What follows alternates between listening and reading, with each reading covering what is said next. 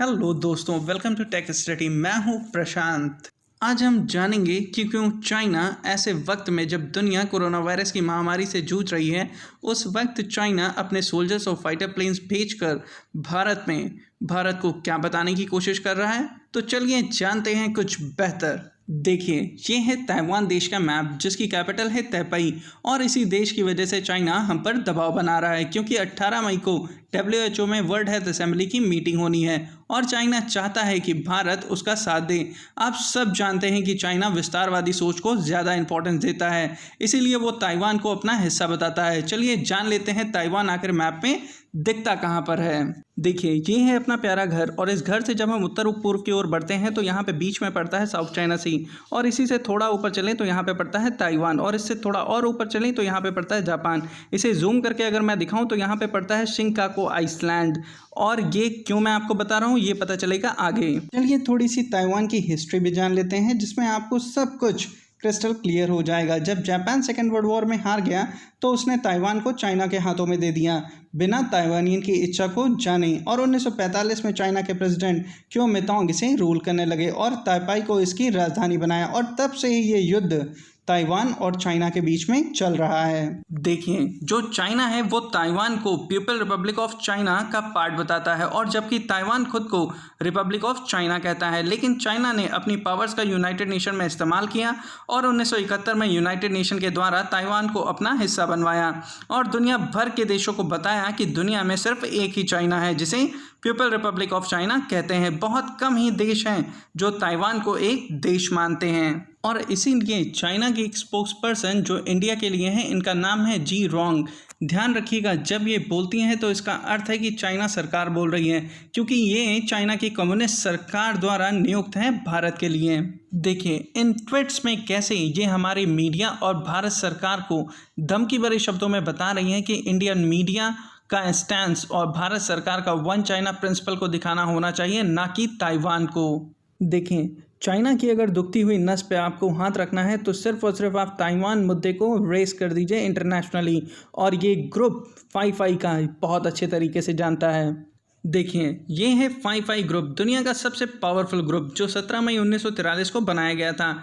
ये ग्रुप पूरी दुनिया पे नज़र रखता है और हर तरह के इंटेलिजेंस को शेयर करता है, चाहे वो साइंस हो, डिफेंस हो, टेक्नोलॉजी हो, मेडिसिन हो, स्पेस हो। और इस 5 ग्रुप में US और ऑस्ट्रेलिया खुलकर चाइना को जिम्मेदार ठहरा रहे हैं इस पेंडेमिक के लिए। और इस ग्रुप को बहुत अच्छी तरह पता है कि चाइना की अगर दुखती नस पे पैर रखना है तो ताइवान को सपोर्ट करो। अभी हाल ही में USA ने ताइपाई एक्ट पारित करा अपने यहाँ, जिसके अनुसार जो देश ताइवान को देश नहीं मानेंगे उनकी आर्थिक सहायता को अमेरिका कम कर सकता है या पूरी तरीके से प्रतिबंधित भी कर सकता है। और इस मौके को ताइवान भी भुना ना चाहता है जब दुनिया भर के पेपर इसे रिपोर्ट कर रहे हैं। 31 दिसंबर 2019 को WHO को बताने वाला ताइवान ही वो देश था जिसने बताया कि virus human to human transfer होता है। देखिए, ये CNBC का आर्टिकल है, Canada backs US led campaigning for Taiwan. ये न्यूयॉर्क टाइम्स का आर्टिकल है, US increases support for Taiwan. ये संडे मॉर्निंग का आर्टिकल है, Australia to back Taiwan's return to the WHO। ये ब्रिटेन के ऑफिस का ट्वीट है ताइवान के सपोर्ट के लिए। फिर ये द गार्डियन का आर्टिकल है, न्यूजीलैंड बैक्स ताइवान। अब आप सोच रहे होंगे कि इंडिया तो यहाँ कहीं आया ही नहीं, तो भारत पे चाइना क्यों दबाव बना रहा है, चलिए जानते हैं। देखें, ये वो जगह है जिसे बोलते हैं नाकुला पास, जो कि सिक्किम में पड़ती है, जहाँ पर इंडियन सोल्जर्स और चाइनीज़ सोल्जर्स आपस में भिड़ते हैं। और इसे भी दुनिया भर के न्यूज़पेपर ने रिपोर्ट करा, लेकिन चाइना का जो सरकार के द्वारा कंट्रोल्ड मीडिया है उसने रिपोर्ट नहीं करा, क्योंकि इसमें चाइनीज़ सोल्जर्स ज़्यादा घायल हुए। सिक्किम में ही भारत का दूसरा बहुत इंपॉर्टेंट पास है नाथुला पास, जो कि सिक्किम के ईस्ट साइड में है। यहीं से मानसरोवर यात्रा के लिए जाते हैं। आपको बहुत ही इंटरेस्टिंग कहानी बताता हूँ जो हाल ही में मैंने एक बुक पढ़कर जानी, जो 11 अप्रैल 2020 को लॉन्च हुई थी।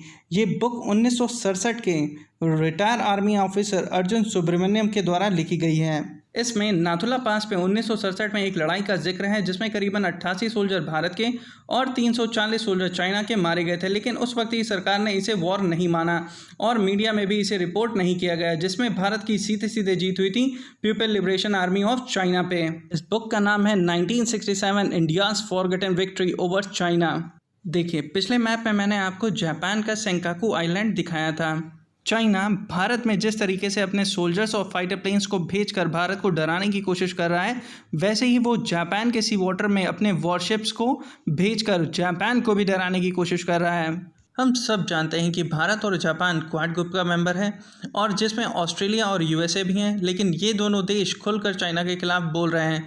केवल भारत और जापान ने ही चाइना को इस मुद्दे पे क्रिटिसाइज नहीं किया है। इसलिए चाइना को लगता है कि ये कमज़ोर देश हैं और कुछ कर नहीं पाएंगे और इन्हें इस सांकेतिक लड़ाई से अपने पक्ष में किया जा सकता है। इस ग्रुप को 2007 में जापान के प्राइम मिनिस्टर शिंजो एबे के द्वारा प्रस्तावित किया गया था। 2017 में जाकर यह स्थापित हुआ। यह एक मिलिट्री अलायंस बनाया गया चाइना को साउथ चाइना सी में काउंटर करने के लिए। आप सबको मुझे कमेंट सेक्शन में बताना है कि भारत को क्या स्टैंड लेना चाहिए इस मुद्दे पर। वो चाइना जो हमें नीचे दिखाने का एक भी मौका नहीं छोड़ता है, चाहे हमारा कश्मीर इशू हो और चाहे हमारी यूनाइटेड नेशन के अंदर परमानेंट सीट का मुद्दा हो। ऐसे बहुत ढेर सारे मुद्दे जिसमें चाइना भारत को हमेशा नीचे ही दिखाता है। मैं आशा करता हूँ आप सभी लोगों को ये लेक्चर पसंद आया होगा। Have a good day and God bless you.